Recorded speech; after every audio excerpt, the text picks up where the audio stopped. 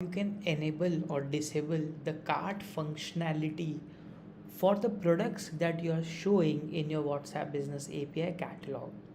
So, a lot of times, the only use case for you might be that you don't want to take any orders from the WhatsApp catalog, you just want to show your products or your services.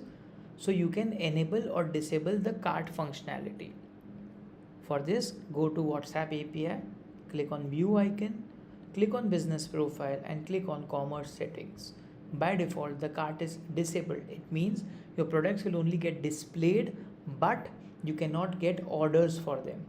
Now, if you also want to take orders, enable the cart. And if you don't want to take orders, you can surely disable the cart. This will take effect within some working hours, few working hours, and after this, your cart will either be enabled or disabled based on your preference. Thank you.